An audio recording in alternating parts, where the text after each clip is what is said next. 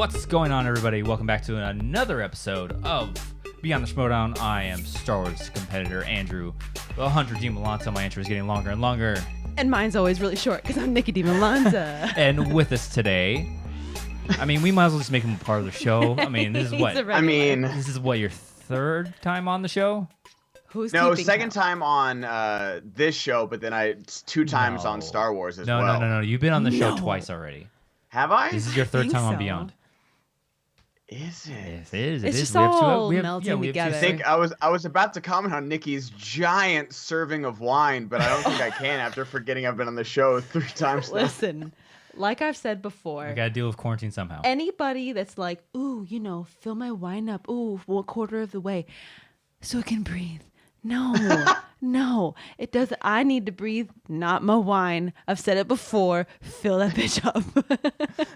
Well, also, I do agree, because you're the only one of the few people that still feels like, hey, it's Friday. Now that we're recording this on Friday, everyone's just like, it's a day ending in Y. It's a day ending in wine. Well, exactly. I just said a day ending in wine. Freudian slip. Mm-hmm.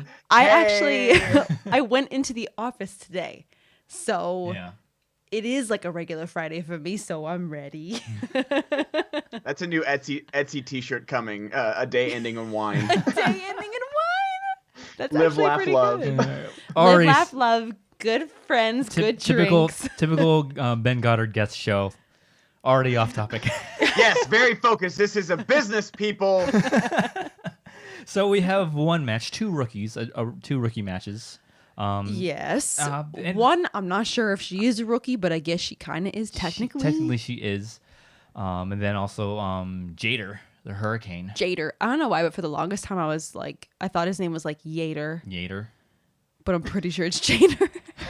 I don't know where that came from. So 2 rookies making their debut in the Jader Schmoedown as Ben facepalms. He is officially referred to as Jader on this show. Jader Paramo. So before we get into the matches, is there anything that we want to just touch on, or just because very little is happening outside of the matches? I want to touch on the fact that in Orlando, I think Mark called Jader Jaeger, and that's probably why I'm getting this. Probably. Right? Probably. Right? Well, yeah, because I remember, and obviously spoilers, the fact that Jader, what was the final score of this? It 14 to something it was it was 12 to 11, right? It was a low scoring match. 13 to 15. Yeah. 13-15. So that's not too bad of a score, because I remember he did okay in the fan exhibition match in Orlando, but it wasn't a clear, concise victory or anything. But he got 7 in the first round. He didn't do too well in the second round, only getting 3 points, but I mean, he backed it up when he needed to, getting his 2 and his 3, and then Britney didn't get a 3 or 5. So Jader performed pretty strongly in this match. I was pretty impressed. Yeah. Yeah. So no need to listen to the rest of the episode. That's the whole match. All right, see guys. you later, ladies and gentlemen. Next week. We'll see you next time. Okay, whatever. Just play that music, though. I got the flashing lights behind me. Go. We have a whole 5 minutes already recorded before we went live of just us nonsense. Bullshitting. Yes, absolutely. But yeah, so nothing big going on with the Schmoedown. I mean, I think they've announced all the exhibition matches that they're coming out with. They did, which I'm excited for because I think we should do play along. I don't know why he's titling it a championship exhibition when it's not. He should call it the Champions Exhibition, basically. Yeah, I think that's what he should really call it, because it's all 4 title holders going head to head to head. And I think he said it was a mixture of Inner Geekdom and regular questions. If this was a regular match, it's we know who's gonna. Come on, Dan Murrell's gonna take it. Come on. Yeah. I mean, I think even with the Inner Geekdom stuff, the fact that Dan's been studying Inner Geekdom, I don't think it's going to be a runaway victory, because I want to see what Smets can do, because he didn't last anything in the free for all, but it's been a year, exactly a year, almost to the day, a little over a year actually, since that free for all, and Smets has refined his game so sharp. That guy is a study freak. Yeah. And so I'm excited to see what he does with general knowledge questions, because he's going to get every Inner Geekdom. Yeah. And Alex Damon had an okay showing in Atlanta. I mean, he won the match. That's all that matters. But he missed some pretty easy questions, I thought. Yeah.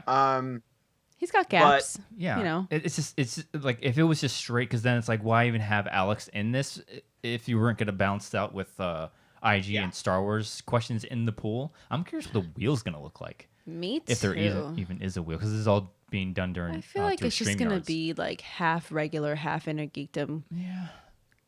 I think. Well, I know for Lord of the Rings match, like they added a category, and I won't tell you what that category is, so it can surprise people. Yeah. But I'm guessing they're gonna be like, you know, a hat or something like that, like going full old school. Because I remember that's what they did for like the Harry Potter match. Yeah. It's that they had a goblet, and you just pick a piece of paper out of the goblet, something like that. Yeah, and so we'll Alex see. is actually in the Lord of the Rings exhibition, isn't he? So. I think he is. Bring it. Oh, yeah, that's right. You're in there too. Are you in it? I am, and I've Nice. been watching the movies, and it's fun to watch like the extended cuts because like it gives me like a break from taking rigorous notes, and because autocorrect on a Mac is real fun to take Lord of the Rings names and character notes. It's like no, this is what I'm typing. Yes, No, I meant it's in to. Elvish. I meant to type that. Yes, I meant to type that. Yeah, I mean, like, there are other exhibitions. You know, if Jurassic Park. I think Back to the Future is in prepared, there too. We would have looked it up. Back to the Future, Bond, Jurassic Park. I'm in the new releases match as well. Oh yeah. Champions match, Lord of the Rings. There's and movie release dates. Oh, rom-coms and movie release and dates. rom-coms, yeah. So while we're on the subject of I'll get to that later. Let's go ahead and Don't forget whatever you were about to say. Yeah, no. I already know what I'm about to say, but Good. and that's really all that's it outside of what. That's what Nikki was saying. So I was adding to the ASMR of the oh yeah, good. Oh yeah, good job, good thinking. Always get Good derailed when job. Ben is here. Oh, good thinking. Good thoughts. You really did. So let's go ahead and get into this match. Yeah, let's do that. I think it's official that me and Nikki can't be on the same podcast together. That's what we're really discovering. Poor Andrew's the straight man to me and Nikki. But that's the thing. That's the thing. I can't have a show without her anymore because she's on every single show now. Precious. Everybody wants to see her. I don't know why. That's the point. Yeah, I don't know why. I don't know why. Hey man, my Oh, wine man, doesn't have to breathe. This is I don't great have for to, our audio I don't listeners sniff who my don't wine. I don't see. smell the cork. I just If you're fill an her up. audio listener, jump over to the YouTube channel so you can see this bad boy. You gotta see this video. This is how I always fill my wine glasses. And if no you don't bitch. fill your wine glass like this, you're a little bee. Is all I'm saying. I'm just saying this. Fill is her How up. she's staring isn't like water, just by the way. straight into the camera as she said it, like just like coldly, just like if you don't fill your wine glasses like this, Yeah. you're a little bee. Yeah. You're a That's all I'm little saying. bee. We need to just Come do at me, bro. general. Soft as fuck. I think we're gonna start Fill a that general wine glass general up. discussion. When we do start a general discussion podcast, I think Ben's gonna be like every other week. I think you're right. So we'll have one without him. We already discussed like the name of a potential like maybe it's fish and tanks. I don't fucking know. Cease the carb. I don't know. I don't know. It's got to be Day That Ends in Wine. Like that's the name of it right there. Oh, wow. That's Copyright. why this guy's here. That's why he's here. All right, so let's go. Oh, wait. Sorry. Again, off topic.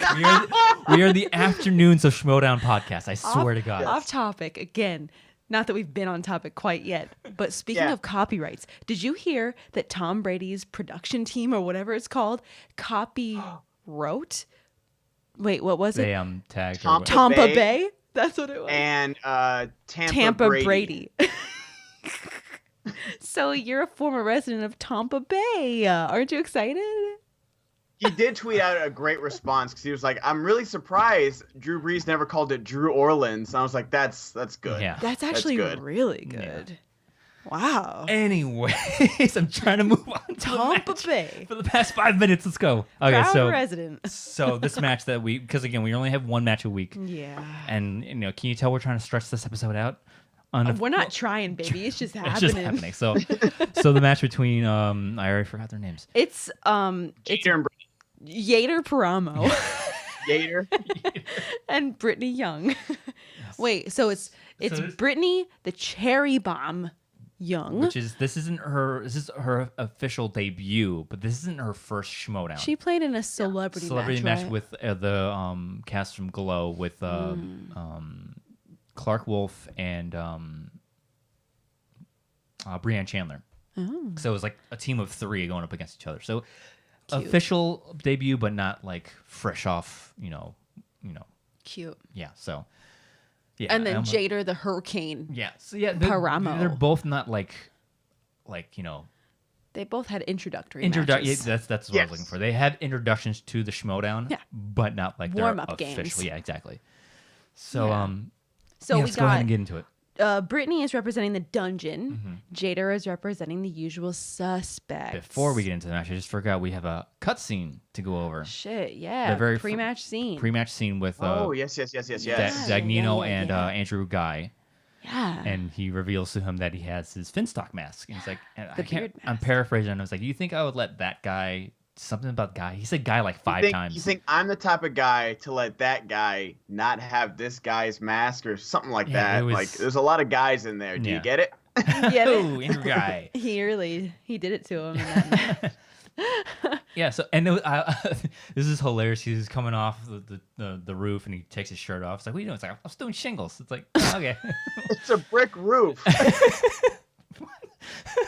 I must have missed that part. That's that awesome. part. It was funny because they make fun of him from doing shingles and painting houses all the time. So I thought it was a funny joke. But yeah, good. So that was the first, and they have a post cutscene, but we'll get into it after we go over the match. But so yeah, Dungeon, Britney Young, Jader, usual suspects. Yes.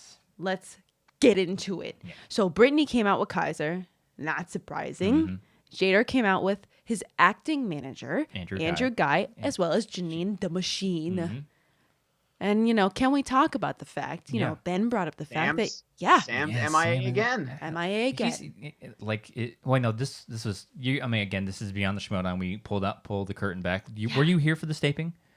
I was. Oh, yeah. So how long ago was this taping? Before Corona. It was before all this Corona shit, obviously. It wasn't that long ago. This is one of the more recent tapings, though. Yeah, we're starting to get into that territory. Like our, me and the first Pride match was like back in February. Oh, Jesus. So that was a while ago. But this one wasn't too far back. I know Sam's a busy guy. Yeah. But I mean, you saw how it affected the family versus corruption match. Yeah. If Sam had been there, he at least would have had. I mean, and no offense to Janine, she was thrown into that situation. She wasn't ready for it. And that's fine. Like, a lot of us wouldn't be good managers, even if we're good players or not. But, Sam, and he also has the clout to be like, ho, time. Yeah. I need to discuss this. And because Sam's been the former commissioner, he's been the former double belted champ. So he at least has the pull to be like, no. Hold up. What was that question? Yep. And then give them a chance to be like, hey, do we want to challenge this? Do we want to do A, B, or C? But since Janine didn't do that, and I mean, granted, that takes a lot of balls to stop the entire match. Yeah. That's why. And I mean, maybe Kaiser can do that. Maybe someone else, a seasoned veteran manager can do that. Yeah. Sam has that clout to be he's got stop the full match, and everyone would listen to him. Oh yeah. Hell yeah. So yeah, but it's a different situation with Andrew Guy though. He's actually he's reached veteran status now. Oh, it's not like he's going in like a rookie. He knows the game pretty well. Yeah. But I don't know. There wasn't any challenges in here. There wasn't really anything funny that happened during this match. It was just a very straightforward, very run of the mill, very straightforward match. I feel like Jader looked a little he was a little nervous, which I can't blame him because I'd be pissing myself too if I was up there for the first time. Being taped in the studio. So but I mean, gotta give him that's some the credit. thing though, is that yes, these are both rookies and they've had, but I mean, I feel like almost even with Britney playing in that celebrity match, she had the crutch of 2 great players with Breanne Chandler and was it Clark? It was Clark Wolf, yeah. Yeah. So I mean, those are 2 literally Breanne's won the free for all. Clark is a champion. Seasoned and so you have that thing to lean back on. Jader, granted, it wasn't a full match, but he got pulled from a crowd out of nowhere in front of 300, 400 pretty rowdy fans, especially when Orlando. It's almost more pressure to do a fan match live because everyone's like, oh, I could do better. Oh, I would have gotten that answer. Oh, yeah. So you have, and especially with everything on the line of, I win this match, I get to go and be in the league and get at least a taping. Yeah. And he got drafted, and everyone's like, oh, yeah, he only got drafted because he gets a match. Granted, that might have been true, but that's still, 2 points for the suspects now. He won. So, he won. Yeah. Win's so a win. I mean, he's almost I wouldn't be too hesitant in calling him 2-0 because that's a big task. That's true, yeah. Like anybody being pulled out of a crowd out of nowhere to win a fan competition, that's a lot of pressure. That's crazy, man. Yeah. I'd like to know if he was a couple drinks in too during that match in Orlando. Orlando. That's right. Yeah, because we had like. I mean, there was a bar right there, so you know. I mean, that's where I had my first White Claw. Really? Yeah. Aww. Two big firsts. Disney World and White Claws in Orlando that weekend. Damn. Aw. We'll have to have another podcast where we talk about Disneyland versus Disney World. Even though I've never been to Disneyland, but I'm still going to argue that World is better. Oh, you bring it. All right. Orlando versus LA. Have you been to Disneyland? Very young. I was. No. I was like 2. Wouldn't that be a fun debate where we have never been? And I definitely would want you guys to come like the next time, because probably the first live event's going to be in LA, for cost reasons, obviously. Mm-hmm. So if you guys do fly out for that, I definitely have a bunch of like Patreon members or like it's like part of the Bandit Brigade wanting to like do Disneyland like the day before. Nice. And I definitely we have to just do like this huge group outing of Disneyland. And I think it'd be so much fun. Yeah. I think the next time we'll be out that way. If it happens, when it happens is Celebration. If it doesn't get canceled. Yeah, that's probably. And that's perfect because that's literally down the street. Yeah. Hell yeah. So yeah. We'll make a date of it. All right. You All got right, it. I got you. You got it. Yes, let's go ahead and get into anything else happened before the match. Look at him trying to corral us. So round 1. We're wild horses, baby. Can't break me over here, right? Like trying to herd a bunch of cats or something. So I don't really have a lot of notes about round 1, if I'm going to be completely honest with you. The one note that I actually did take was a question about Kevin James voicing who in Hotel Transylvania. They both said Frankenstein. And let me preface this by saying I've never seen Hotel Transylvania. There's like, what, but 3 I was of them? like, yeah, I think. 3 of them. But I was like, Frankenstein's monster or Frankenstein. But, I'm the asshole. They accepted it. IMDb says Frankenstein, but if you Google it, it says Frankenstein's monster. But who am I? That's the thing. Like, I feel like if you're talking about, even like Young Frankenstein or Mary Shelley's Frankenstein, the correct answer is Frankenstein's monster. Yeah. But when you're talking about Adam Sandler, Hotel Transylvania, if it says Frankenstein on the IMDb, I'm okay. Yeah. Because I think they literally call him Frank or something in the movie. Yeah. I've only seen the third one, but there's been a lot of, because that cast is pretty deep. Those Hotel Transylvania movies. Yeah. And I got one in my match, in the Pride match, and Adam Sandler, like, who does David Spade play in Hotel Transylvania? And it was the Invisible Man, who voices the Invisible Man? I can't remember which one it was. And those questions are tough because they have all the Adam Sandler regulars. They've got all the SNL people. Andy Samberg's in there. Vanessa Hudgens, I think, is his daughter. Yeah. It's either Vanessa Hudgens or Selena Gomez. I always get those two confused. Potato, if we're going to be honest. And so... those I feel like those questions are going to get brought up a lot in either animated or Adam Sandler or now there's SNL movies really, and that those that's right count. It is so wow. I mean like those casts run pretty deep, so you could get a 5-pointer of like a cameo, and I think that was a 5-pointer. It was like that was another one, who voices Adam Sandler's dad in Hotel Transylvania, and it was Mel Brooks, and I think it was like a 3 or 5. I can't remember what match that was. Man, Hotel Transylvania. Better watch it. If you're a competitor. Competitors. Watch them all because I remember it's a gold mine. Yader did pretty well, right, in the first round. Both of them did pretty well. It was 6-7 at the end in favor of Jader the Hurricane. Yeah. Paramo. Yeah. So I think the second round's where it started to get hairy for both of the competitors because and you see that a lot this season. Like, I don't know if like you noticed this, Ben, but like the first round questions for the singles and teams division have been very like not easier, but like we're seeing more perfect rounds of the perfect rounds. I want to see the stat, like get Frankie on the line and like compare the number of perfect rounds in this season alone to past seasons, because like I would argue like season 3 and 4 it's like very rare anybody got perfect round, but then you see this season it's like we've seen perfect round after perfect round after perfect round after perfect round. It's like Jesus. That would be an interesting stat to see how many have been in this season compared to past seasons.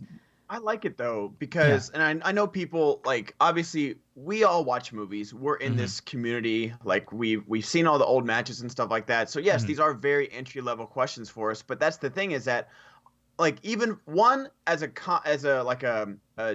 general like casual fan, I couldn't think of the word casual fan. I want to be able to play along. I want to get 5 or 6 and well be like, oh, you know what, this is fun. Yeah. And then when you get into round 2 and 3, that's when you're like, okay. This is why these guys are playing and I'm not, because these guys get those deep cut questions, those 5-pointers. Yeah. And also, I don't want to see a game be over after round 1. I don't want to see like, you know, if Jader like he got 7 points, but if he plays Dan or Bibbs or something, I don't want to see it to be 9-4 and the game's over. That's I like it being 6-7, and then you get the opportunity to get steals, to get 8 points to someone's 4, something like that. That's when you can get the knockout or the TKO. And so I like the game being close because I remember it was like Bibbs versus Irwin. I've been rewatching them on Twitch. And like after like the 5th or 6th question, I was like, dude, this is a tough first round. And I almost rage quit. I was like, dude, like, and I can't even imagine like this is what I do. I like playing along and like I like studying. I can't imagine what that would be like for a casual fan to be like, I would just turn it off. Yeah. Like it'd be like someone was like, "Oh, it's a big match between 2 good competitors. You should really check this out." And I'd be like, "Sorry, I don't know what the lead actor from the 1975 Italian horror film is." Like, that's a good point. Like that is a good point. That first point you said, like you want the crowd to be able to play along, and that's what hooked me into Schmoedown. That's initially. great. But then I didn't think about the fact like you don't want to be over after the first round. That's a great point that you brought up because like, you know. If it's over by the first round, it's like, okay, well, why stick around for the rest of the match? Second round. Round 2. Britney goes first. She spins Thriller on her first spin, decides to spin again. She gets Oscars. She goes to multiple choice. This is a tough category. 3 times. Gets 2. Misses 1. Jader steals. That's right. He does. So, yeah. She went to multiple choice for all these, right? Or what was it, 4 questions? 4 4 questions. So yeah, she went to multiple choice 3 out of 4 times. Okay. So yeah, and one of them Jader stole.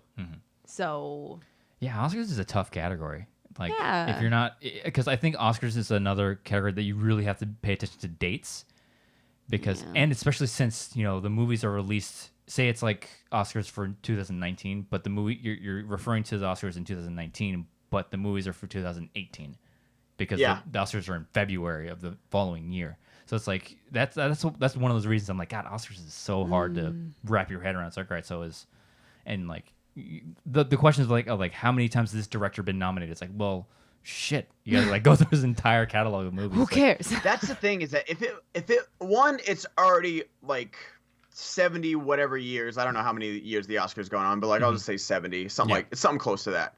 It's already 70 years of like awards, and granted we stick to director and actors basically, and maybe scores if it comes up. We don't do like cinematographers or screenplay or something like that. But screenplay has come up as well for like Coen Brothers and Paul Thomas Anderson. Yeah.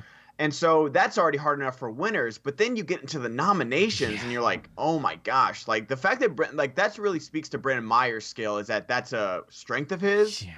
And like, Oscars is definitely a tough category. Heck yeah. And I think like the Barbarian, that's one of his strengths as well. Because I think didn't Clee spin that again in their match? I think Clee spun it, or maybe she spun away from it. And he was like chomping at the bit for it or something like that. I can't remember. I can't remember either. I can't remember. I can't even remember what I wore yesterday. So definitely don't remember that. Fun fact, I looked up the first Oscars. May in 1929.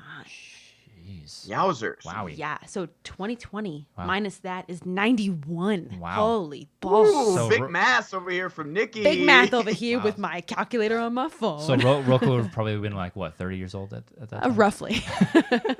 Yeah. Those jokes are always funny. They never get old. Yeah, Clee spun Oscars, and the Barbarian got a TKO that time, so I'm trying to see real quick how many steals he got. Yeah, I think he got at least 1 steal. I think he got 2. Did he? Well, I think he had 16. Like, the Barbarian had a perfect game. Like, he didn't miss anything. I think he went to multiple choice once. Yeah. Yeah. But looks like he had 17 at the end of round 2. So So I think he got one steal. Yeah. Oh, I think it was on a musical. Yes. Yeah, it was the Oscar nomination for which one was the first Oscar nominated musical or something like that. God, how embarrassing. Yeah. So, Jader, he spins crime movies. And he sticks with it. Yeah, a guy comes up, they kind of confer a little bit, and they decide to stick with it. Yeah, that's another interesting tough category. choice. Another tough category. So, they all seem tough to me. Oh man, it's not a nerd category. How embarrassing. Okay, this was something I knew that there was something that I was like, ooh, I need to research that more before we record, and then here we are, and I didn't. First question, I don't remember what the question was, but he very much stumbled through his answer. Like I forget what the answer was, but he kind of stumbled through it, kind of spit out an answer, and then before anybody said anything, before the announcers were like, are you sure? He goes, multiple choice, which I thought was interesting. See, that's a thing. I would have immediately challenged that. It's like he gave his answer and 2 seconds passed. I think there's like a 3 to 4 second window. If you don't say anything after that, then it's like, all right, that's your answer. So and they talked about this on backstage. It's like, should we introduce saying final answer? And I was like, no, I don't think so. Absolutely not. That would be dumb if you had to do that. What because Who Wants to Be a Millionaire? Yeah, exactly. Because it should be like in the case of I can't remember. I think Brendan Meyer did this. He said something. Wait, no. He said he stopped himself within half a second after answering. That's different. If you're saying something in the middle of wait, no. Yeah. That's different. That's why I think there's that unofficial 2 to 3 second window of you. Yeah. Because Chandra was that one thing with I can't remember what Harry Potter question it was. Oh, who's Dumbledore's sister? Yeah. I think. And he said one thing. That 2 second passing went, and I think one of the announcers went, and he was like, oh wait, no, it's this. And it's like, no, you already gave your answer. Yeah. Sorry. So I think that would. I wonder if the difference here is that no one said anything. The announcers didn't say, no one said anything. And he just goes, actually, multiple choice. Yeah, see, no, I think there's that. Is he a Scooby-Doo villain? Oh my god. Take off the mask. Multiple choice, please. And I would have gotten it if it wasn't for you meddling kids. Oh my god. No, but I agree with that. That's such a gray area because the thing is, even when you have no reaction from the judges themselves, you might hear, someone, and I've being a quote unquote producer of the show, I've been like certain people, I'm like, hey, you cannot react to the multiple choice when they get read, because people be like this, when they hear the answer, I'm like, no, stop doing that, because you can see the audience, and I really think we do need to crack down, and judges, audience members alike, we just need to be like, if we're gonna do this final answer thing, if someone says, Ari, no, Ariana, that's the Chandru answer. Yeah. We need to have people not react until we say final answer, until we say right or wrong or something like that. Just because, even in the Atlanta match when Ben Bateman said Steve Guttenberg, I heard a few people react to it in the audience, right or wrong.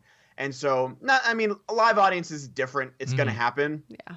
But if you're going with that final answer thing that we've talked about, then, it could get real dicey of hey, someone reacted in the crowd.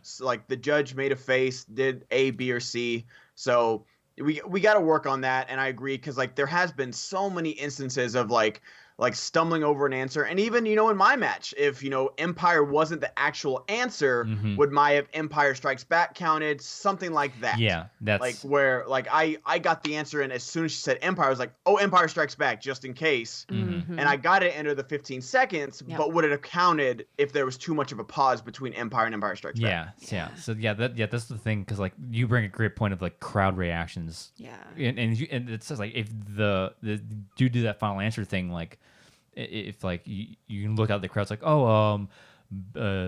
this is the answer, and you see some of the crowd go, and it's like, oh wait, no, and then you had this other answer in the back of your head. It's like, all right, I'm gonna go with that one. So that crowd element can play in, because I remember in my match, you pointed this out in Chicago when who was it, Andy Blanchard, the Boba Fett question, and he went to multiple choice, and somebody in the crowd went yes, like that, aggressively nodded yep, that's the answer, and it ended up being wrong anyways.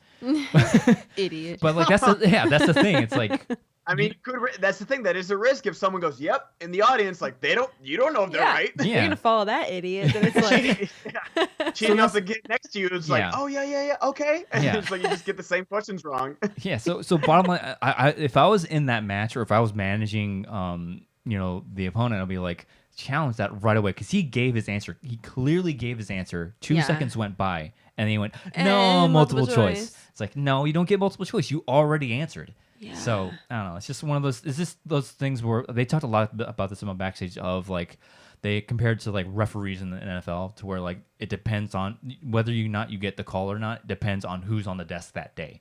Because Christian might Christian might think the answer might be this, or might do something differently than Mark or Ken. Who was on the desk for this match? Do we remember? Mark and Brienne. Yeah, Mark and Brienne. So it's like... do you know what question it was that he hesitated on? It was the first question, I believe. Yeah. Yeah, well, now that we re-listened to it, because Ben just played the clip for us, and then I cut it out, but like... He stumbled, and then he's like, can I go multiple choice? And then for some reason, Mark goes, yeah, he didn't say final answer. Like that's you hear Guy off stage say he didn't say final answer. So Guy, like that's the thing is that Guy was right there with that, being like, hey, no, don't you dare challenge that. That's a mount. Which he was there, and I'm glad that he was there for his player. But whoever says, so and so final answer. Yeah, no one says that. My argument to that is that has never been a thing. No, absolutely never been. I mean, I'm glad that Guy was fighting for his guy. Yeah. No. That's the job of a manager. I can't fault him for that, but. I think Mark, one, gave him the benefit of the doubt because of who was playing. Mm-hmm. Like you said, it depends on the judge of who was playing. Yes. And the fact that he had the answer in mind, but Chaz Palminteri might be like just a hard name to say. Yeah. Like maybe he thought, because I think it might be Chaz Palminteri or like something like that. It's one of those names that you can stumble over. Mm-hmm. Yeah. So I got why they gave him the benefit of the doubt. Yeah. He ended up getting the question wrong anyways. But... Mm-hmm.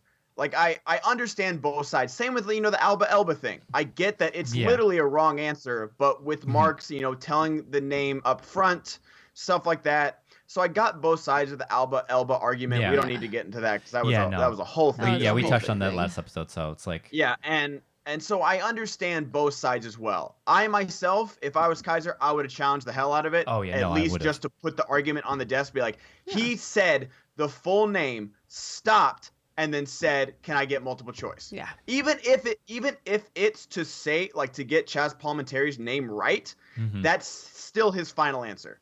You can accept Chaz Palminteri as a right or wrong answer, or whatever Jader said. Like if the answer had been Chaz Palminteri and he had said that, I would have accepted what he said. Right or wrong. Yeah. Because I got what I wouldn't have challenged that as Kaiser if he would have been like Chaz Palminteri. It's not Chadwick. It's not Chazwick Bosman. It's not Geppetto or, it's not Lena Headley. It's not even Idris Elba. Yeah. The root of the name is there, and I would have accepted that answer right or wrong. But I wouldn't have accepted him going to multiple choice. Yeah, I would have challenged that. And the fact that like Guy was offset going, oh no, he didn't say final answer. It's like, again, that's like you're better. Like, again, he's fighting for his. He's doing what he was. He's doing what he's supposed to do, but still, that's never been a thing. So I don't know why they was. Oh yeah, okay, so he didn't go final answer. We'll go to multiple choice. But he was, like you said, he was doing what he wasn't supposed to do, but it worked. Yeah, they didn't question it. And I think that was a big, hotly debated. Not that the whole Draco thing was being debated. The root of the debate on backstage was, there's rules in place and they're being enforced. There's that human error that's it's up to, what's the word I'm looking for? Is that for debate? Reasonable doubt or something. Oh. Like. I see. It's up to God. What am I looking for? It's subjective. Subjective, right? Like I might look at a rule written out to me, and I'm like, all right, based on what I read, I say it's this way. But then you read the same exact rules, like, well, actually, no, I think it's written this way. So depending on which one of us is on the desk for the match, the rule can be swing this way. Had Christian been on the desk that day, he might have been like, no, son, you don't get multiple choice. Was Christian there that day? True. He wasn't on the desk. Was Christian there for that match or no? He might have been out filming something. I honestly can't remember. Too. Yeah. Yeah. I mean, the fact that he wasn't on the desk. But that's the thing is that what I thought, and I think I suggested this on backstage, but I think I was just in the chat. I wasn't on that day. I like the idea because of what even the NFL and MLB has done is that the challenge, like, whatever challenge that you get isn't up to the umpire or refs on the field. It goes to New York. Yeah. So that way, like, yes, there's going to be subjective strikes, balls, holding, whatever during the game. But if a call gets challenged, it's not up to the refs on the field. And so that wouldn't be up to the announcers on the desk. There's a line judge, or there's a separate, non-biased entity there. Like, if Clark's there for being a commissioner or someone's there that's not affiliated with the team or with anything that knows the rules, like, hey, what's going on? Okay, this and this and this. All right.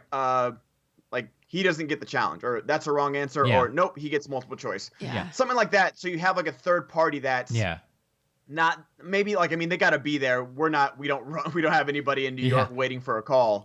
But and that's like someone that's not on the desk, that's not going to get like, hey, and you can keep the line judge anonymous. I think that might be a good deal. Be like, we had the line judge come in, third party. He made the ruling. They made the ruling.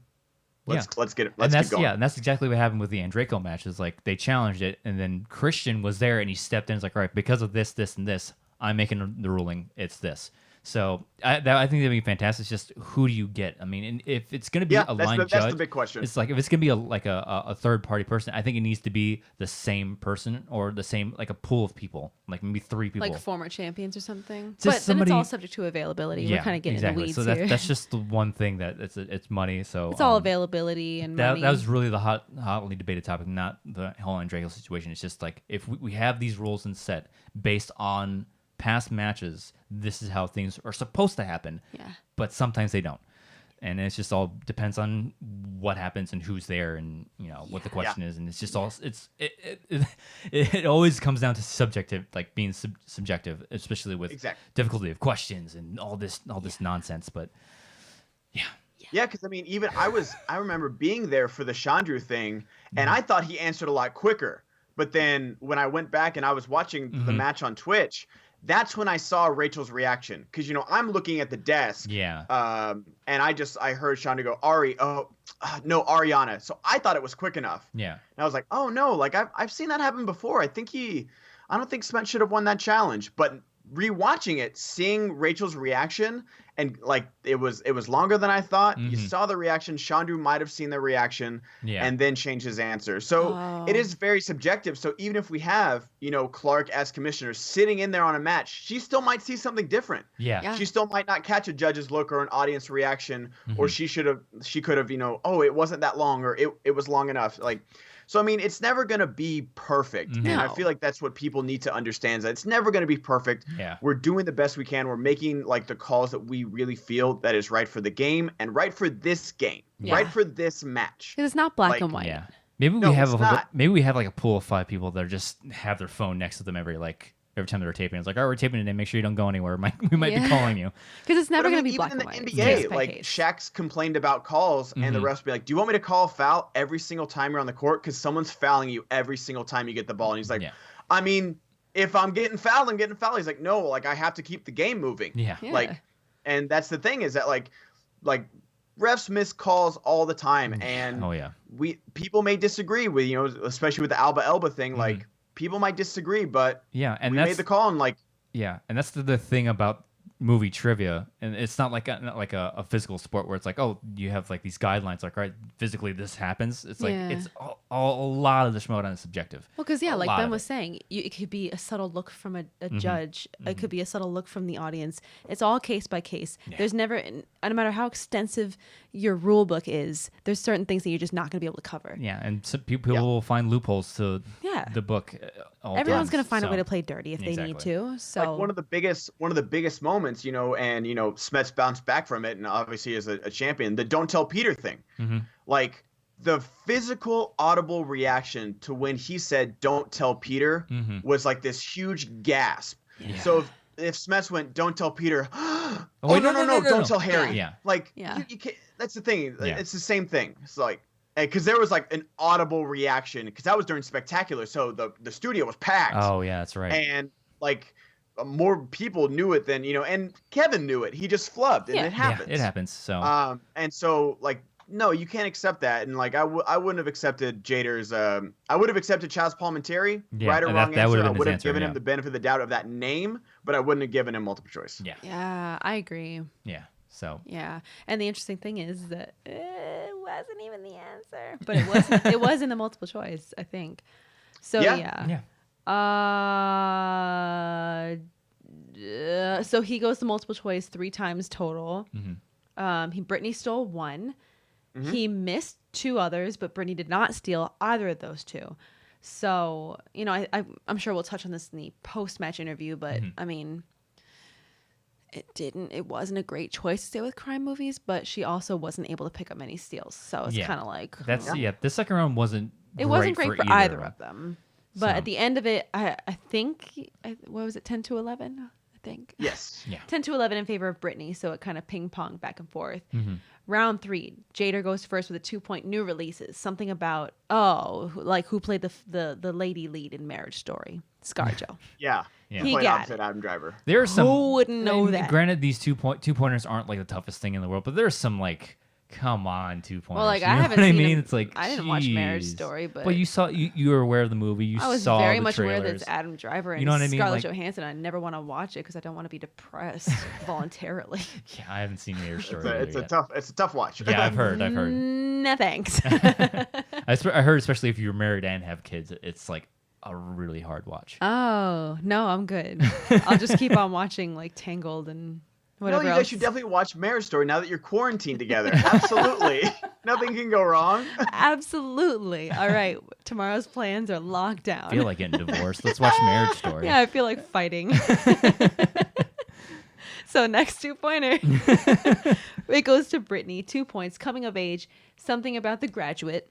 Yeah, she gets it right. Every film student knows The Graduate. Oh yeah, because she went to film school at USC, I think. Yeah, something like that. Yeah.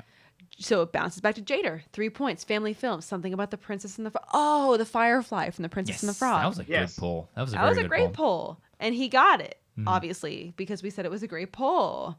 So then it goes back to Britney for the 3-point crime movie. Hell or High Water, actor, whatever that was. She missed it. And this is where it kind of starts to get away from her.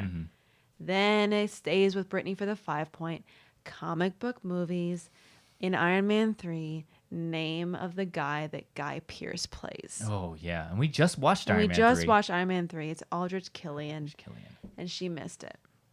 So we end up 13 to 15 in favor of Mr. Jader, taking home the win for the usual suspects. Yes. And the dungeon is now what?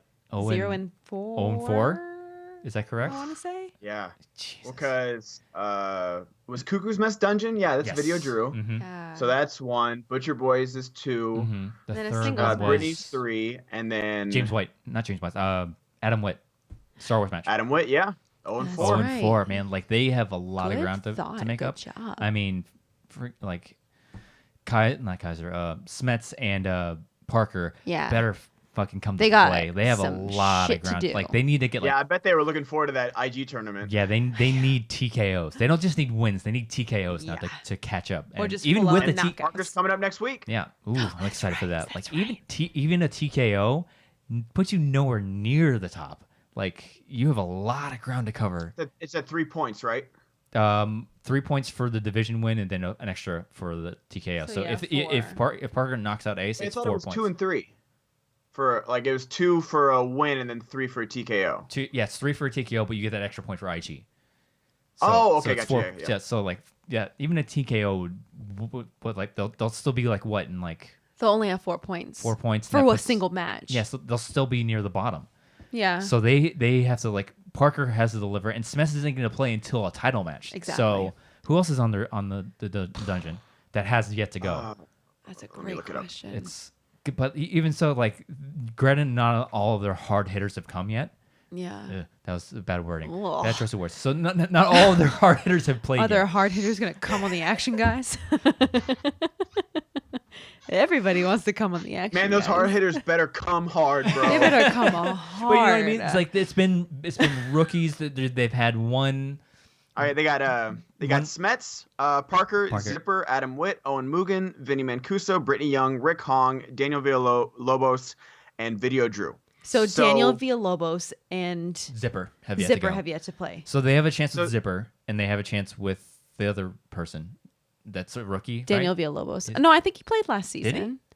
Oh yeah, that's right, he did. Like once or twice. Yeah, so like they have yet to go, But even still, like that's maybe if they get those 2 matches, that's 4. Parker goes, and if he wins, it's 3. But if he TKOs, so that's 8. That's still what, 3rd? Because I believe the Den is in 2nd, correct? With like over with like 10 points. Yeah. So even then they're still not. They're in 3rd. Yeah. So like they're not in the best situation right now. So it's just like.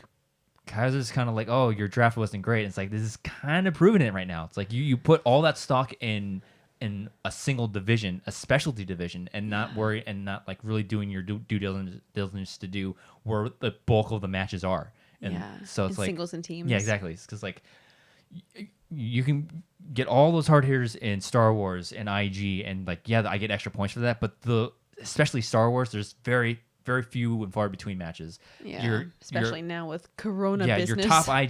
Your top IG competitor is the champ and won't see competition until that title match. So he's just sitting around waiting for things to happen. So it's like, Kaiser's not doing so great, and I think that everybody's saying his draft wasn't great it's starting to show itself. There's still time. Time will tell, but now your time is shrinking now, especially with all this Corona business. Like if Corona wasn't going on, then it's like, all right, you still have time to make up because like you can still get second matches. Tournament probably would have happened. Yeah, that could have helped. But now it's like we're like just grasping onto straws. Now we're trying to get any matches we can. Yeah. So it's like I think the people at the bottom of the leaderboard are really, really suffering from this Corona stuff, and then people at the top. The factions that are represented here. Oh wow! Look at that. The ones at the top aren't really. We got the top dogs here. Yeah, you know what I mean. So it's like the thing, like just simply scheduling. Like, if you lose, who knows when you're going to get another match? Like, I want to see like what Vinny and Owen played great. They just got a hard 5-pointer. Mm-hmm. So I'd like to see them play again.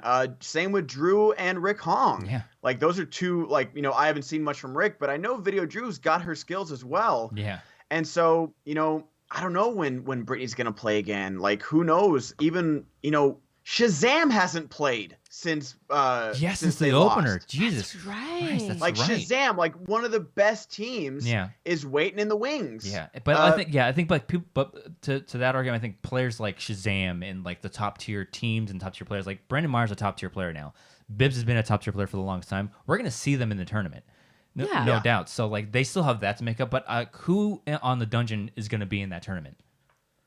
We don't know now because singles tournament. I can't. We don't know. Looking at the dungeon, I couldn't name Zipper. Zipper will be. Yeah. So he because he's probably. But like you want to make up more points, you want to get more of your players in the tournament. But now that you're losing all your matches, it's like now you have even less of an opportunity to get those players into the tournament. I mean, you have your teams with. I'm assuming Kugu's Mess will be in the teams tournament as a lower seed, but like. Here's the team standings for you if you were just curious. Yeah, we have 10 points. The Den has 10 points, and Finstock has 16. Yeah. Swag is there with 7, and then everybody else is 4. So, get with 4 points, you're down to 4th place. So it's like, oh my God, that's tough. It's a tough spot. It's a big match between Swag and the Dungeon next week between Parker and Ace. Like, if Ace gets this win, that's 3 points, and they're tied with the Den. Yeah, can you imagine if Parker loses that? I mean, you probably already know the outcome because you're probably there for the taping, but like... No, like, that's the thing is that even... Because who's in this Lord of the Rings match? I think it's me, Smets, Parker, and Damon. Yeah. And even me, I was talking about it the other night, and I was like, oh yeah, I'm going up against Parker. And then I was like, wait, I haven't seen this kid play. I don't know if he's any good. Like, but he that's the kind of hype he has. Yeah. And granted, he's earned it. I watched his match where he knocked out Smets in the fan leagues, and those fan league questions. I just hearing that match, I was like, damn, these are deep. But like, here's the thing: if he does not perform and Ace ends up beating Parker, like, can you imagine the backlash that Kaiser is going to get for this move? He took him first pick, second round. Like, you put all your eggs in the basket even before you got like the. Honestly, Ace doesn't even have to beat him. He has to take him to the 5-pointer. Exactly. Yeah. If Ace takes Parker to the 5-pointer, like Parker needs, with all the hype, with being basically a first-round pick, like Smets' first pick of the draft. Like he had Smets. I mean Kaiser's first pick of the draft. He had Smets. Was his first-round pick was Parker. Like Parker needs to knock Ace out. He needs to TKO him, knock him out, whatever. He's got to have a like clear, concise victory. Yeah, like this is why I got this kid. Otherwise, it's like like he needs to. Yeah, and it's no fault of Parker's that he's got so hyped. Like no, everyone else is hyping this guy up. Yeah, for good reason, because he's proven himself in the fan leagues and call it the minors, like the G League. And so he's got the hype around him, and for good reason. So now he needs to prove. He needs to come out and pitch a no-hitter. Like get a triple-double, whatever other sports reference you want. I don't know what the score a slam dunk. I don't know what the equivalent would be to football. I don't know. Well, you want him to score that touchdown and get that field goal. Clutch field goal. 2-point conversion. But let's go get back to we went off the rails on that one. Huge tangent. Is anyone surprised? Yeah, but so any other notes about this match that we have yet to hit? Post game. Yes. So post game, Kaiser said that Britney brings it was kind of weird because in the post game match, Kaiser kind of like wasn't really Kaisering for a little while. He said that Britney brings a wonderful light to the dungeon, an aura of sunshine, a glow, you could say. That was Jen. Jen said that glow part, and that was a fantastic. Okay. I was like, Kaiser's not that clever. No, that was Jen. So Jen takes all credit for that. And then, interestingly enough, Kaiser calls out Bonnie for Britney's next match. He's like, Somerville, where you at? I mean, it'd be a fun match because they both got fun personalities. No shit on Bonnie, but that would be kind of a gimme match, basically. You think so? I think so. I mean, Britney only scored 13. What did Bonnie score? 10? Yeah, that's not a gimme match. How much does Bonnie study? I mean, yeah. You got a point there. But I mean, you can apply that to the same match, though. Granted, Britney did go to film school. I'm not trying to insult her. But how much does Britney study? They're both working actresses. That's true. She got a steal. She had a good first round with 6 points. Like, it's no gimme match. 10-13. Like, you saw like the thing like Bonnie used all of her JTEs in the first round.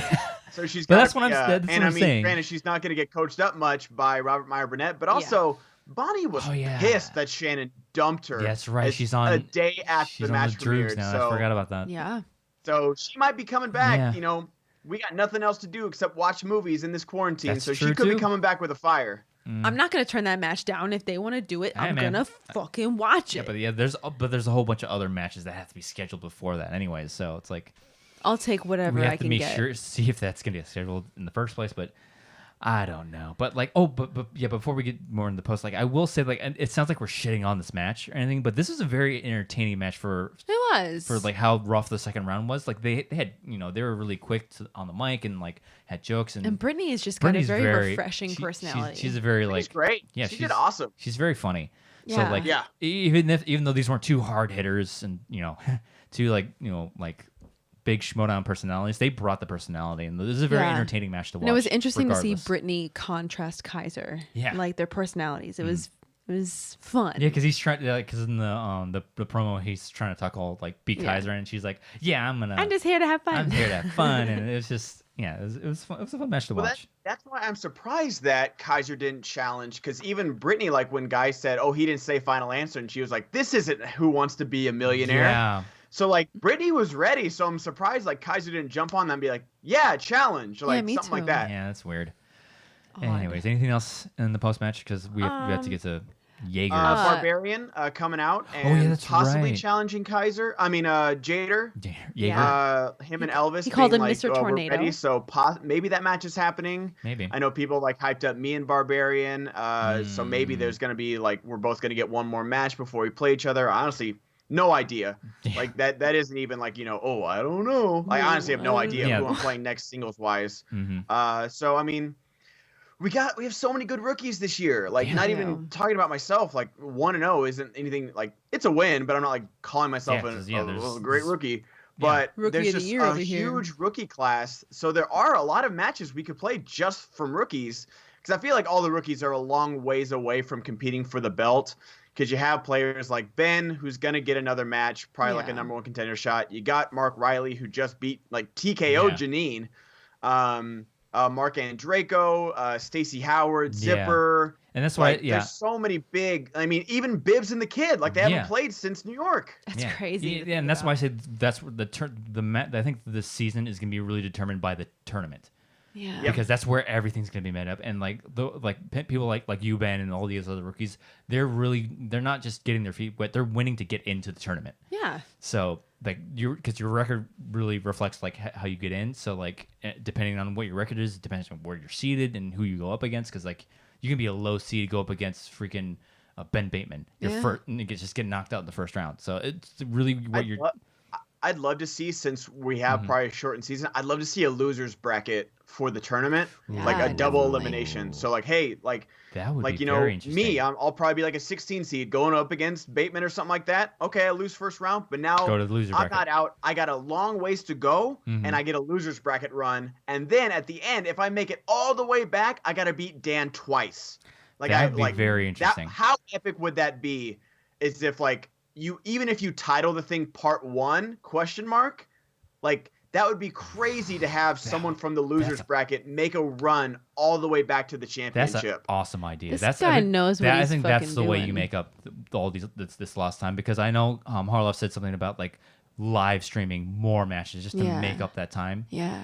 But that's a fantastic idea. Just like double bracket, like loser bracket, that'd be great. Yeah, like an all-day live stream where just like, hey, you lose, you better stick around the studio because you're gonna play the loser of this match, and then you're gonna play again, and then you're gonna play again. So you have to. Yeah. It's like I'm not saying like people like, oh well, it's double elimination, you get another chance. You're gonna have to work for this second chance. Like, there's no scrubs in the singles tournament. There's no scrubs in this league, period. Yeah. So you're gonna go in against the best of the best. So it's not like, oh man, I lost Ben Bateman. Now I only get to play Eric Zipper or Brendan Meyer or Stacey Howard or Mike Riley. Like, oh yay. It's like, no, like, okay, I lost this match. Now I got to focus up and play 6 more matches to even get a shot at this belt. Yeah. That's crazy. All right, Christian, if you're listening, your boy Goddard knows what he's doing. I'm sure Goddard's floated this idea towards him.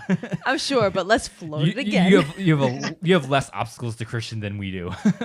He DMs me every once in a while. Christian has liked exactly one of my tweets. Like, I like this idea, but I don't want, people like adding Christian. Like, did you hear Ben's idea? Like, no, like it's all about scheduling, guys. And again, it's all about availability. Like we've had to schedule and cancel so many matches because Andrew Guy got sick and we had to push the corruption match. Like, spoiler alert! People live their lives. They have jobs. We got to fly people in. Like James White lives in Ohio. Like you guys live in Orlando. Alex Damon lives in Atlanta. Yeah, so it's like people have work to do, and like as much as I would love Schmoedown to be my job. God, I wish. Can't. There's more to it than just being like, ooh, I want to make this match. Yeah, it's like nope, there's a lot more to it. You got to focus on logistics and scheduling, and it would be fun hard to treat it like an esports tournament where they just have like a Friday, Saturday, Sunday, and so just like 3 long live streaming days of, hey, we got our first round brackets here, and then then you move on, or then you go home, and it's like, okay, I'll fly out for the weekend. Yeah, win or lose. They usually end up calling these Counter, like we used to be huge into Counter-Strike, and we went to a Counter-Strike tournament live in Atlanta, and it was amazing. But they used to I remember them referring these things to like retreats, because they'd rent out like a whole I remember they rented out a retreat, and they put up all the competitors and all the esports guys up in this huge like hotel and things like that, and it was all competitors, no one outside, and it's just them in a room together just gaming. I was like, that sounds awesome. It's great. So if we can do that for the Schmoedown, that'd be fucking amazing. Because oh my god, I can't tell you how much I got made fun of at work for going to an esports tournament for a weekend, but I don't give a fuck because it was so much fun. It was a lot of fun. She got really into esports tournaments. They're like, I don't know, you love what you love, man. I played in COD tournaments before. They're so fun. Yeah. I mean, I'm bullshit at it, but I like watching people that are good at it play. It's like a Schmoedown. Yeah. Hey, so anything else that we have to go over before we run? Because Let's see. Jader, he didn't regret crime because there were other slices that would have been worse for him, he thinks. And Britney wasn't able to steal much, like we mentioned before. Yeah.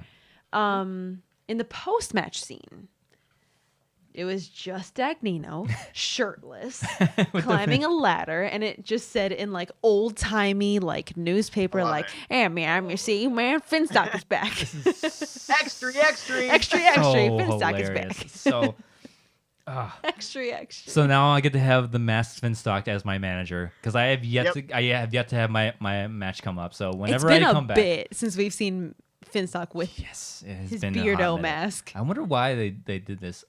Obviously for storylines, but like, has this been like waiting in in Harlow Spring, just like, all right, now's the right time. Gotta get the beard back. Gotta get the beard back. Oh man. Oh yeah, he's going full villains for you guys. Like, because I mean, you guys really are the evil empire. You're beating everyone by 6 points right now. That's at least 2 TKO matches, let alone 3 regular wins. Like without you guys winning a match. So you guys are far and ahead of everyone. So you guys are the Golden State Warriors. You are the '90s Bulls. Like we are the Tampa Bay Buccaneers.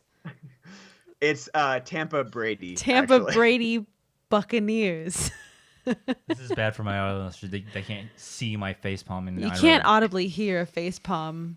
Yeah, no, now you just have to hit your, like, I want to hear it. Like, you just gotta hit like yourself in the face. There you go. I don't know how much you know of me and my disdain for Tom Brady. Andrew hates Tom Brady. I'm legendary for shitting and on Tom Bill Brady. Belichick. So thank God. More Bill Belichick than Tom Brady. That's fair. Thank God it was only Brady that came to Tampa.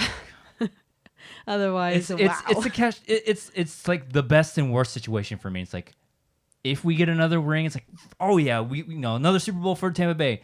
But Tom Brady gets another ring. Yeah, well, do I want to see that or it's like, oh. He's already got 6. What's one more? Right? Yeah, we were talking on Game Time and like Cody called in and he was like, "Man, this is the best thing ever!" Like, God, Cody is on. I was saying, I was like, "Yeah, like, does it suck that the one time you guys get this amazing headline, a pandemic hits the entire world and it's just like swept to the side?" It is like our fucking Tom luck. Brady left New England, people. Like, this is a big deal, but because of all the other actual big deals in the world, it's just nothing. Yeah. Sorry for the football tangent, everybody. So anything else that so I think that was it for that match. I think that was it for that match. All right. So so we know that next week, is it for sure next week we're getting Ace versus Tom? Whoa, not Tom. Robert Parker. So before we get into our predictions for that, we have like I said for our Patreon, the Squadron Commanders. So what site would you go to if you wanted to join that Patreon? So if you wanted to join the Patreon, you go to patreon.com/Andrew and Nikki. How informative. Thank you. Wow. But the Squadron Commanders, the $20. So the Squadron Commanders hand on the shoulder was just like, wow. Like, say my now I know. If you wanted to. If I wanted Can to I get to this, please? Yeah, go ahead. So Squadron Commanders get to dictate conversation for our weekly shows, and we have 2 topics that we want to. So I want to get to first Ferris Mathana, since we're talking. Yeah, since we were talking about exhibition match before, he asked what other exhibition matches would you want to see? So we already have the Champions match. We have the Lord of the Rings. What exhibition out of the announced ones, or just in general? In general, what would you want to see other than the ones that we already know we're getting? So, wow, can I just chime in what everybody fucking chimes in? Can I get Whitworth versus Damon? That's technically a Star Wars match.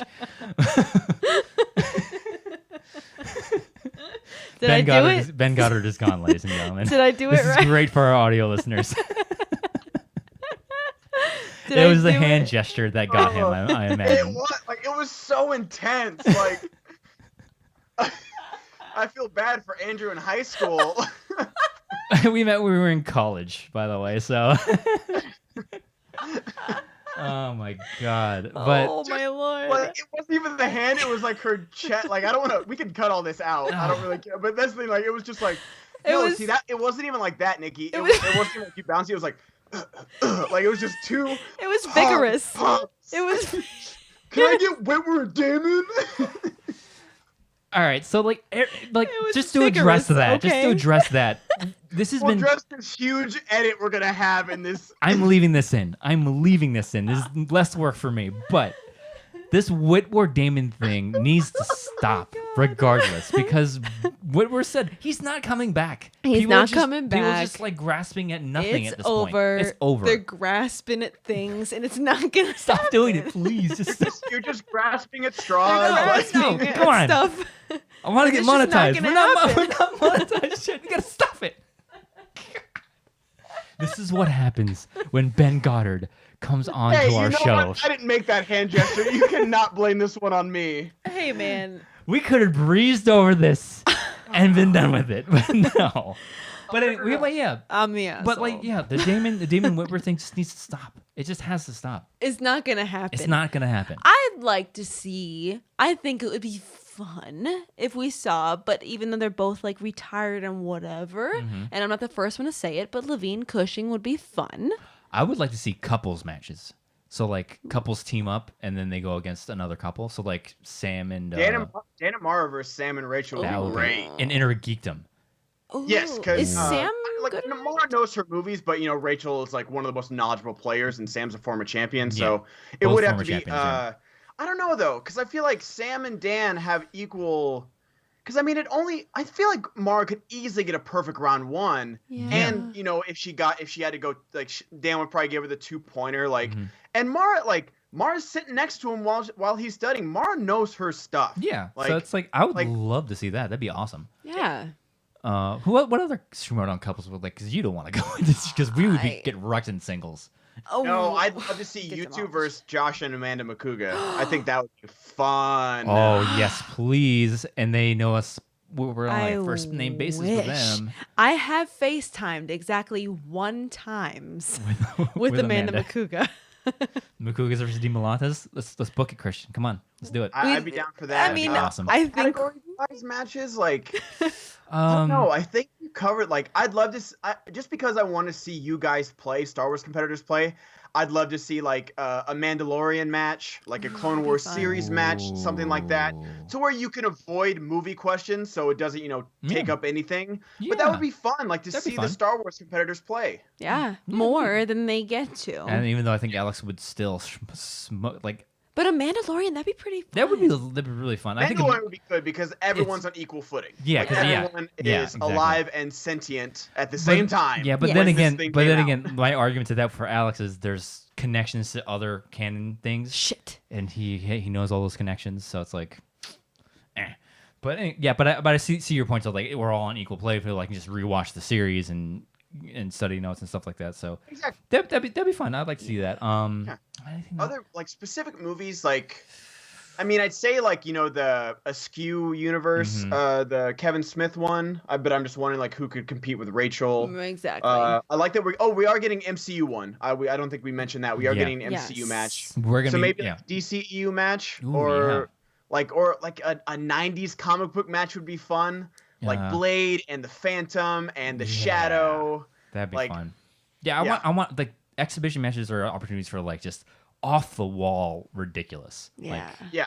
I don't know, like what I like what Video Drew and Nerd Chronic have been doing. They've been doing like one thing, like just one movie. Like they did a Stranger Things match the other day. Like Ace fantastic. And Vinny did a Matrix match the other day, and like that's so fun to get into like the deep cut lore questions. Yeah, that's my favorite stuff about movie trivia is like plot based questions. Like yes, it takes a lot. You can be a Ben Bateman and like just IMDb the hell out of everything and become an amazing player. But I still love like having to watch the movie and like, oh hey, what did he do in this scene? Like one of the questions was like, what was the first thing Switch did when she met Neo? And it was like, pull a gun on him. And it was like, that's not probably on the IMDb synopsis. You have to watch the movie for that. That's awesome. Yeah, I think it'd be pretty cool. Anything else? Yeah. Nintendo Switch. Don't mind her.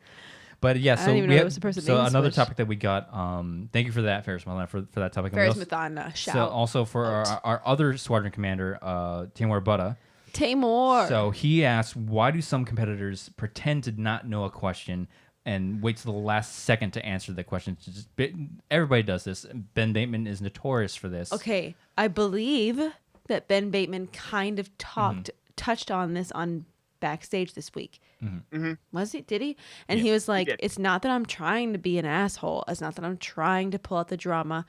That's just how I play. I like to take my time. I like to take the whole time. I'm not trying to, I kind of feel like a small part of it might be drama. Yeah. But I also respect the fact that he's using all the rules to his advantage. And if I get 15 seconds, guess what? I'm going to use 15 seconds. Yeah. I respect that. Yeah. So yeah, like for some people it is using a lot of 15, and then for other people it's just mind games. That's really what it boils down to. It definitely is mind games. It's just like it has been proven to mess people up. And it's like, oh, he doesn't know it. He doesn't. Oh, god damn it, he knew it. Shit. Yeah.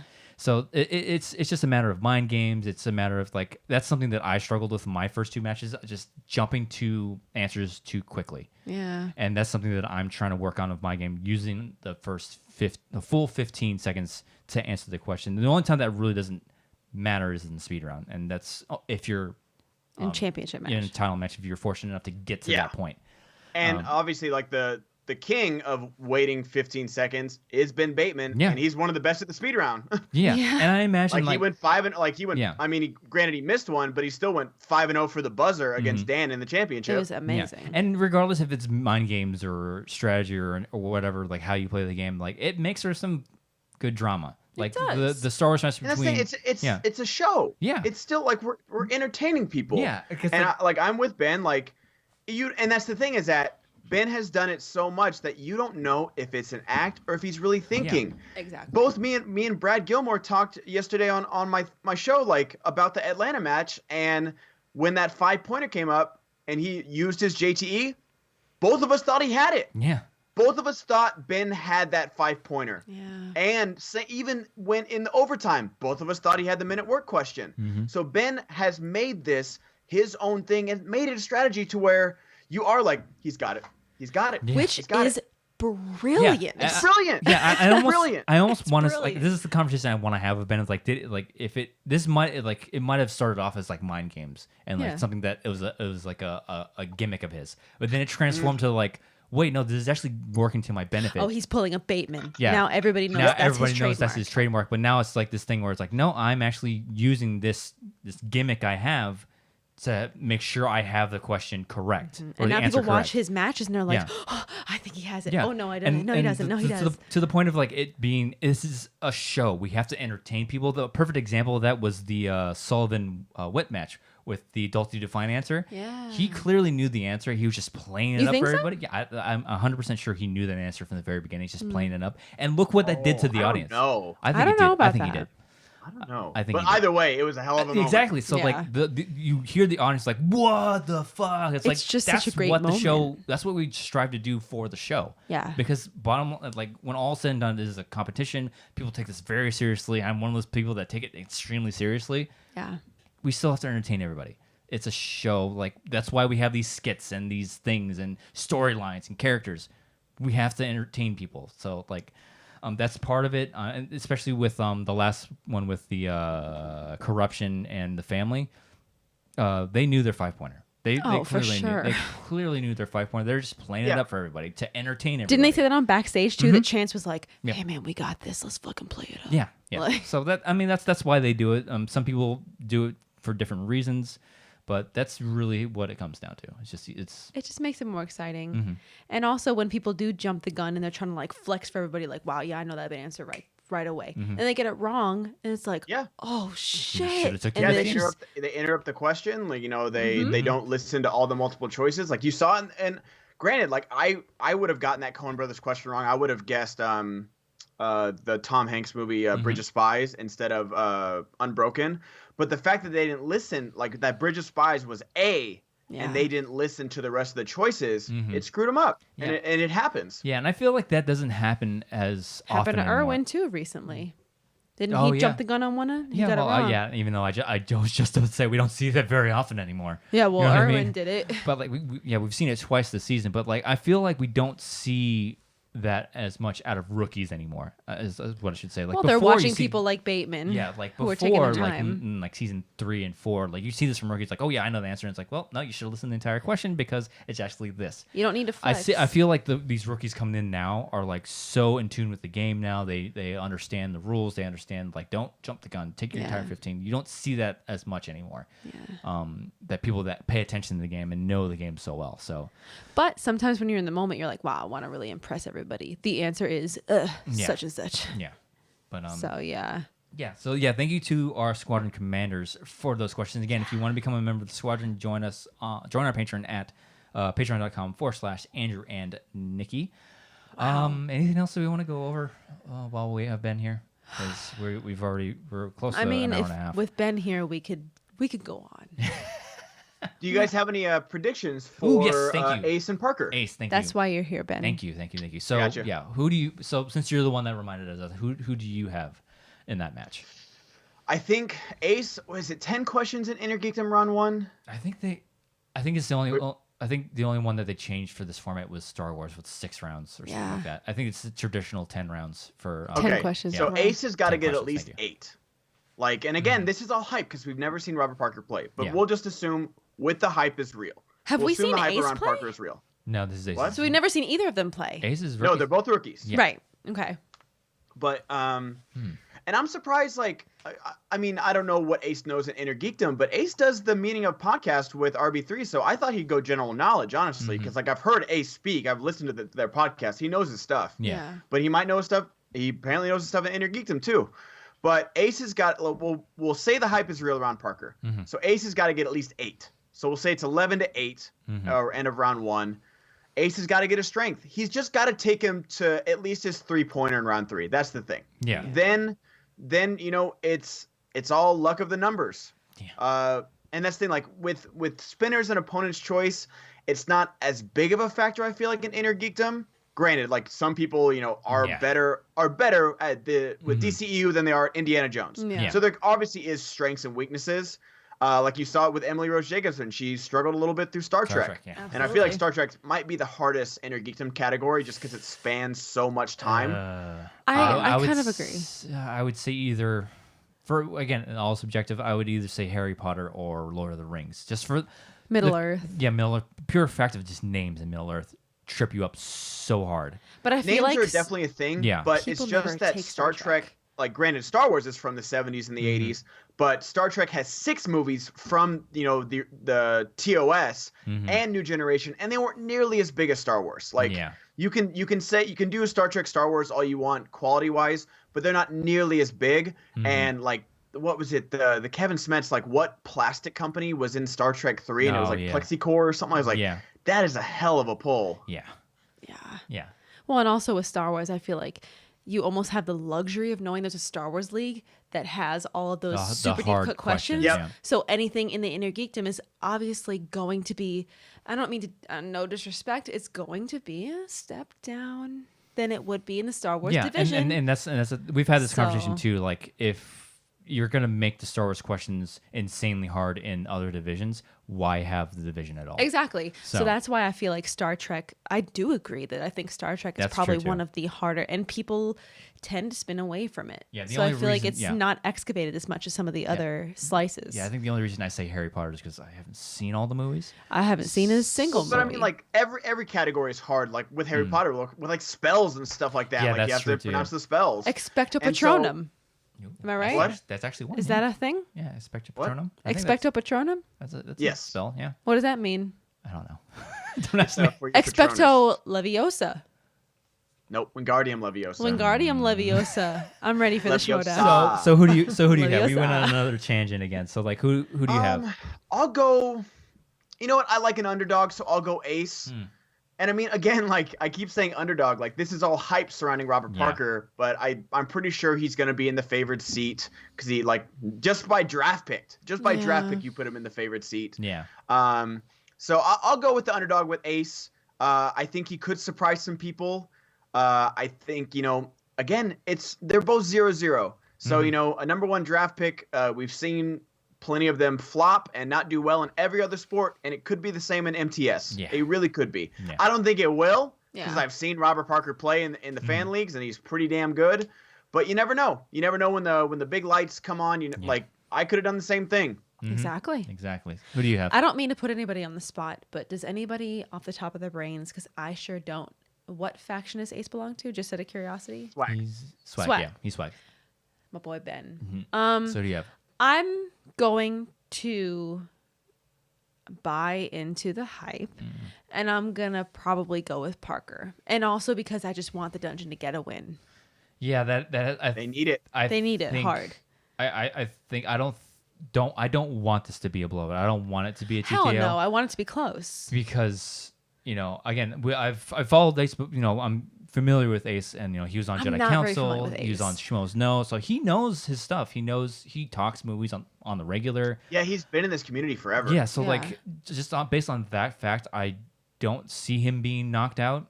But then again, I might fall to the whole how much Parker is being built up.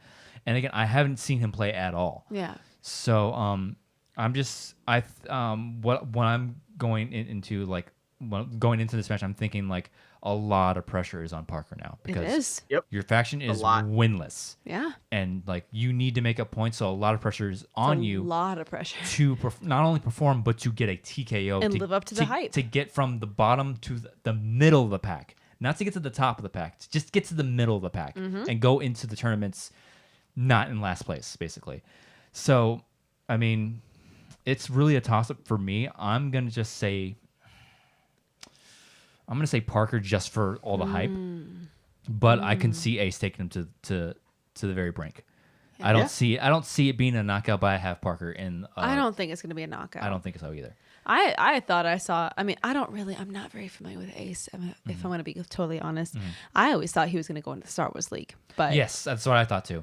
But does Swag have a Star Wars competitor? They have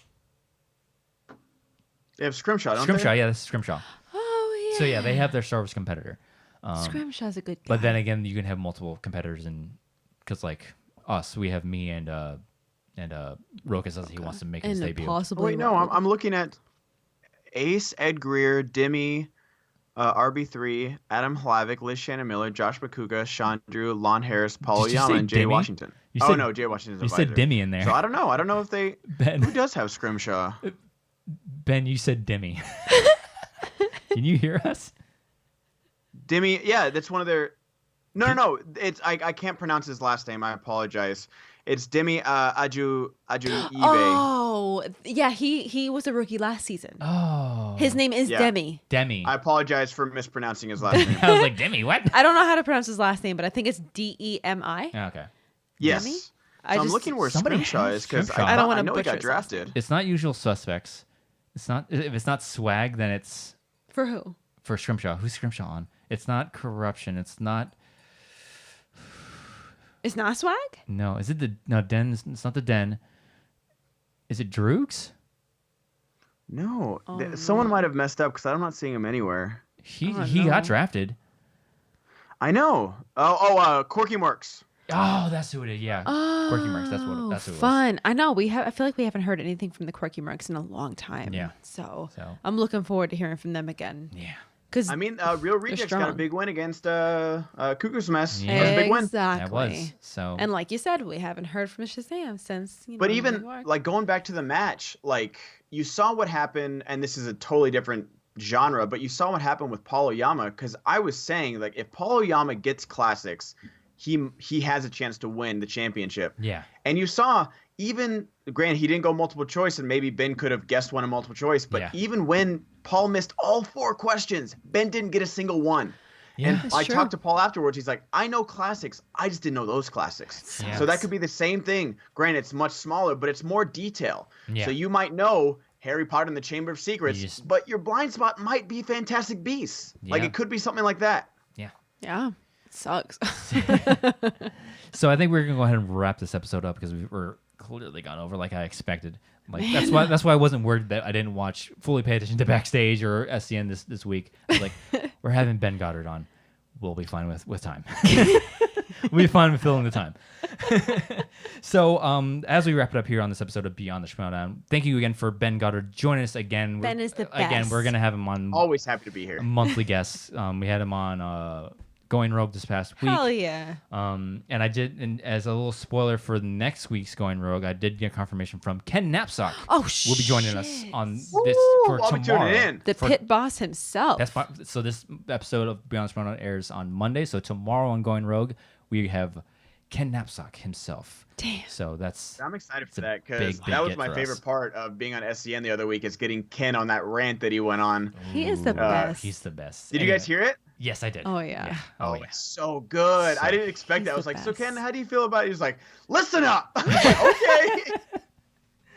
Ken is one of like the original people that I like, the personality that I like latched to when I first got into the Schmoedown. Yeah. So Ken you ever is the see best. Drunk Movie Fights? Yes. Yes, I did. I did watch that. That was amazing. Okay. I was gonna say that is peak Ken Knapsack as Drunk Movie Fights. Good. Yeah, oh my God, he Drunk goes Movie full, News. Like Will Ferrell and old school, just like, what happened? I blacked out. Just like So Ben, thank you for joining us on this episode of Beyond Schmoedown. Where can they find you online? Twitch.tv/the Ben Goddard, YouTube, Ben Goddard movie reviews, all over at the Ben Goddard. Basically, play video games, play Schmoedown, listen to music, and me and Nicki are starting a brand new podcast called Why Not? And here we come. Why not? I accept your proposal, Ben. I humbly accept. Look at Andrew's reaction, so perfect. Just, oh, okay. Speaking of, Demi, where can they find you online? Oh, my God. Well, you can find me at my new podcast, Why Not? Trademark it. Book it. Oh, my God, Ben, that's why you're fucking here, my dude. So I tweet things out on twitter.com at Dimmy, DIMMMYYY. As for me, you can find me watching and listening to Why Not and doing things on Twitter and Instagram at Drew Dimalanta, DIMALANTA. Again, our Patreon. There's a monthly guest, Andrew. We'll have him on when we have an open slot. If you want to support this channel and support the podcast, please like, comment, and share on our YouTube channel, which is now officially named Andrew and Nicki, no longer videos by Andrew, because obviously Nicki is far more involved with the channel now, so we rebranded. He's stuck with me like legally and stuff because of a ring. He can't get rid of me now. And a kid. A kid. Yeah. But I've trapped him, ladies and gentlemen. Yes. So, and another way to help with the channel and support, you can join the squadron on our patreon.com/Andrew and Nicki. Join multiple things because I think this weekend we are recording a Schmoedown play along, which will be available to patrons. We might be available to the public. We might do another little teaser. Might do another free one, but I think if we do this one to the public, after that, it's gonna be available to patrons. It might be a Star Wars one, just to make things spicy. I won't be playing along with that. He won't be playing along because that's not fair, but I'll do it. Yeah. So be on the lookout for that. Anything else we need to plug while we're at this? No, I don't think so. With that, we are just gonna end that there. Thank you again for joining us on this episode of Beyond the Schmoedown. We'll see you next time.